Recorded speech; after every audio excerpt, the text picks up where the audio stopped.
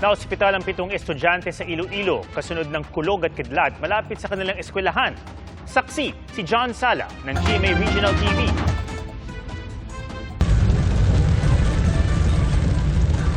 Binaha ang ilang parte ng Maharlika Highway sa bayan ng Lopez, Quezon dahil sa matinding pagbuhos ng ulan kaninang umaga. Ayon sa Pag-asa, habagat ang nakakaapekto sa Southern Luzon. Sa Laoag City, maaliwalas ang panahon kagabi pero ilang beses nasilayan ng madalas na pagkidlat. Halos kada 10 segundo, nagliliwanag ang kalangitan dahil sa pagkidlat. Umabot ng halos 1 oras ang nasaksiang madalas na pagkidlat. Ganyan din ang nasilayan sa Bontoc Mountain Province. Ang sunod-sunod na lightning strikes nagresulta ng magagandang different display of lights. Sa San Joaquin, Iloilo, na-discharge na sa ospital ang 7 estudyante ng Valverde National High School. Hinimatay ang mga estudyante matapos kumidlat at kumulog malapit sa kanilang eskwelahan kahapon. Ayon sa San Joaquin Police, hindi naman direktang tinamaan ng kidlat ang mga estudyante. Pero dahil sa takot, sumama ang kanilang pakiramdam at hinimatay. Nasa edad 11 hanggang 15 anyos ang mga estudyante na nasa maayos ng kalagayan ngayon. Para sa GMA Integrated News, ako si John Sala ng GMA Regional TV, ang inyong saksi.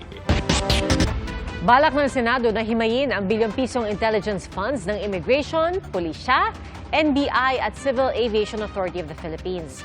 Yan po matapos makalusot palabas ng bansa si dismissed Bamban Mayor Alice Guo. Saksi, si Darlene Kai.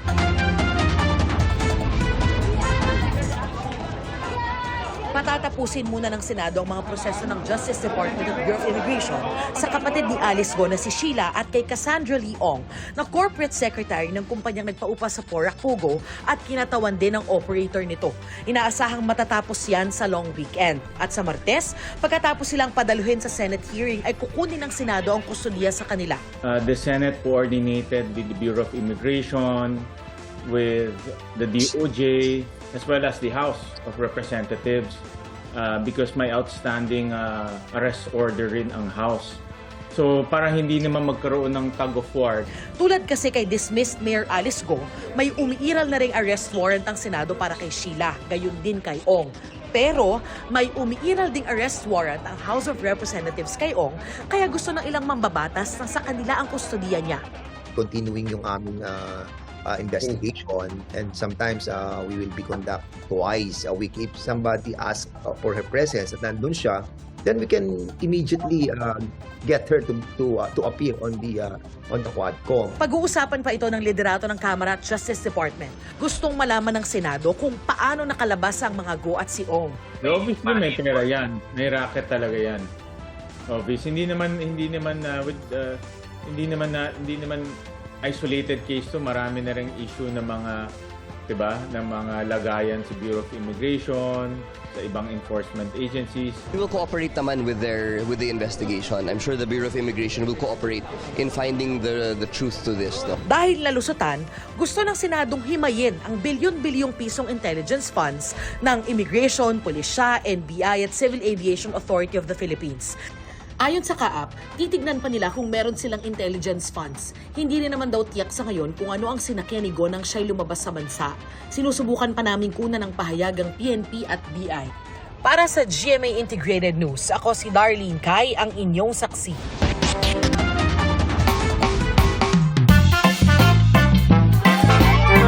Bahay-bahayan, habulan at mga adventures sa playground. Yan ang mga old school na laro ng mga bata. Ngayon, paglalaro na rin ang pagpindot-pindot sa mga tablet at smartphone kahit para sa mga murang-mura pa ang edad. Tulad ng 5 taong gulang na si Sancho. Para kahit papano po matuto naman din po sa cellphone ng mga letters para alam niya na po yung mga gagawin niya. Maaga raw naturuan si Sancho na may limitasyon ng paggamit ng cellphone. Pagka kinukuha ko naman po yung cellphone, hindi naman po siya nagagalit. Kasi yun naman po yung napag-usapan namin dalawa. Pag sinabi kong 10, tigil na, tinitigil naman po niya. Pag sinabi ni Mami na stop na, sumusunod ka? Opo. Ano daw ba pwedeng mangyari kapag matagal ka gumamit nun? Mabubulag ako. Pero may mga batang hindi katulad ni Sanjo tumugon tuwing nasasabing time's up na sa paggamit ng gadget. When the parents really took yung kanilang gadget, no? Tama na, no? Tapos na yung screen time na allotted, no? No parent, no? Makita natin yung response na talagang galit sila, no? Yung mga physical activity nila, lesser na, di ba? Nakaupo na lang sila, watching on their screens, lesser interactions, and sometimes pag tinawag natin, no? Hindi sila lumilingon because they're so immersed doon sa tinitignan nila sa kanilang mga screens. Sa inilabas ng pag-aaral ng JAMA Pediatrics, nakitang may kaugnayan ng maaga at matagal na pagka-expose ng mga bata sa tablet sa mas madalas na pagiging galit o bugnutin nila. Nakita ito sa mga batang 3.5 years old hanggang sa maging 4.5 years old na sila. Coming from the World Health Organization, dapat pag bata tayo, toddler, play yan, no? Physical activities, no? Yung mga motor skills natin, yung eye contact natin, no? Kaso, pag yung screen natin, para po tayong stagnant, no, doon sa tinitignan natin. So nawawala na yung mga skills na kailangan mahulma.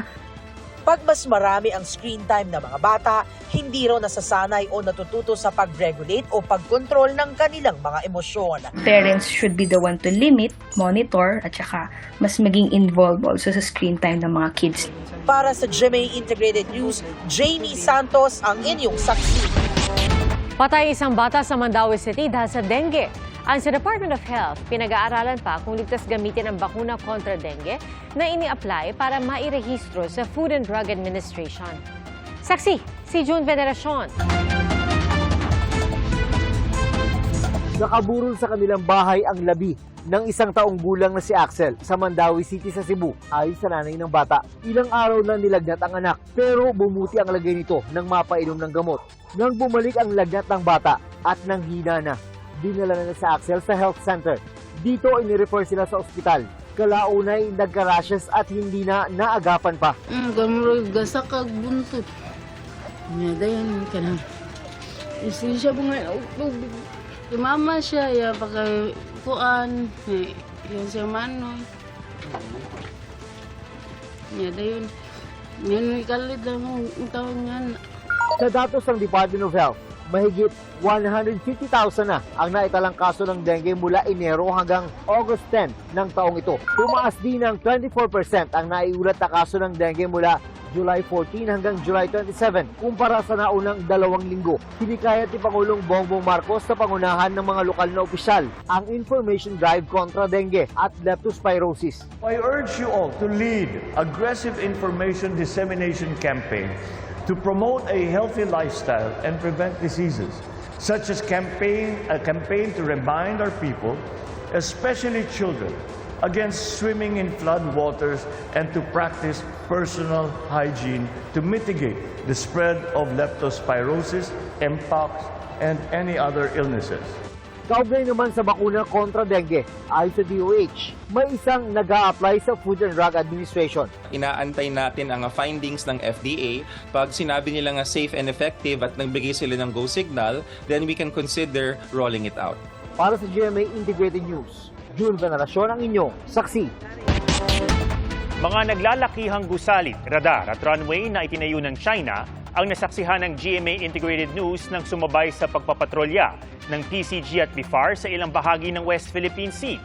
Sa Subi o Zamora Reef, may nagpaputok pa ng flare nang dumaan ang eroplano ng Pilipinas. Saksi, si Joseph Moro.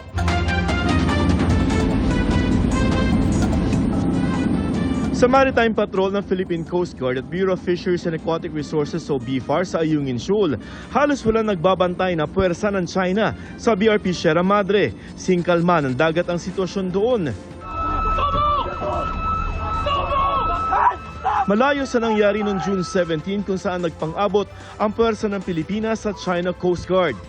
Pero sa hilagang kanlurang bahagi nito sa Pag-asa Island na sakop ng munisipalidad ng Palawan, namumutik-tik ang mga Chinese Maritime Militia vessel sa bungad ng isla.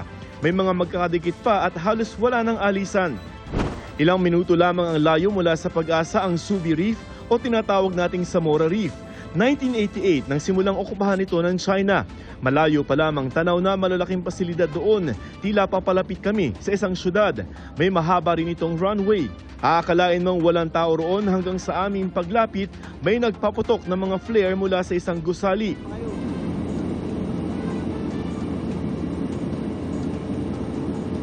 Sa timog silangang bahagi ng Panata Island, makikita ang Panganiban o Mischief Reef. Kung may salamin kung gaano kalakas ang puwersa ng China sa mga pinag-aagawang teritoryo sa West Philippine Sea, ito yun. 1995 nang unang kupkubi ng China ang lugar para umano magtayo ng fisherman's shelter. Pero ngayon, naroon ang mga naglalakihang gusali na mala condominium units, mga gamit militar tulad ng mga radar at mahabang runway. May mga hindi rin mabilang na mga militia vessel doon. Dito tayo ngayon sa tapat ng Mischief Reef. Ito yung ginagawang military base ng China. Dito sila nagte-take off kapag nagpapadala sila ng mga barko na pinanghaharang nila doon sa ating mga resupply mission, halimbawa sa Ayungin Shoal. Kaya kita nyo, ayan, dyan lang nakahilera yung mga Chinese maritime militia vessels nila na naka-standby lang at pag kailangang ipangharang, dito nila dinudukot. For so many occasions, dininay ng gobyerno ng China na gagawin nilang military base to. Sa Escoda Shoal, bantay sarado ang BRP Teresa Magbanwa na pumunta doon matapos sa mga ulat na may reklamasyon na ginagawa ang China. Ang sitwasyon doon, tila parehong paalaala at babala.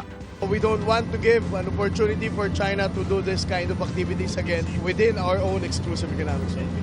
Para sa GMA Integrated News, Joseph Morong ang inyong saksi.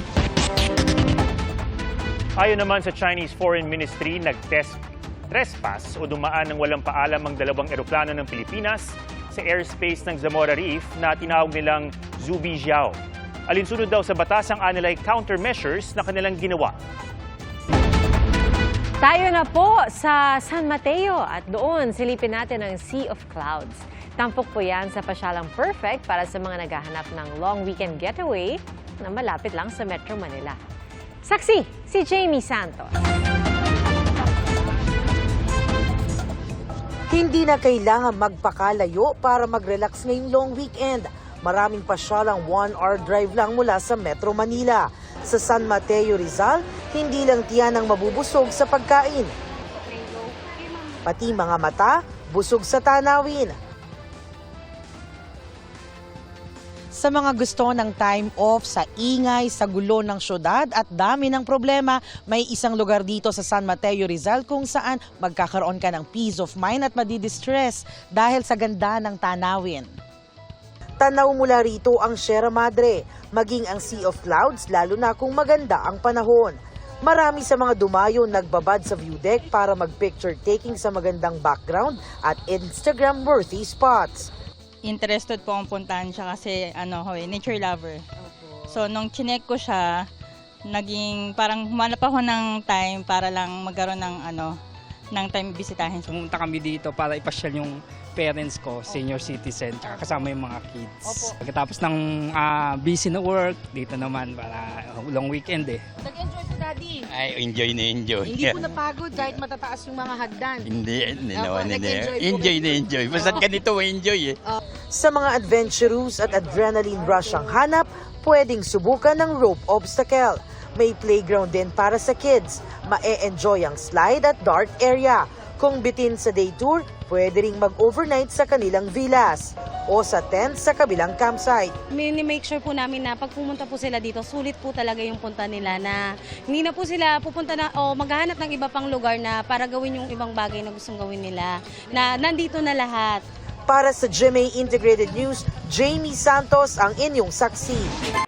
Mga kapuso, sama-sama tayong maging saksi. Mag-subscribe sa GMA Integrated News sa YouTube at para sa mga kapuso abroad, samahan niyo kami sa GMA Pinoy TV at sa www.gmanews.tv.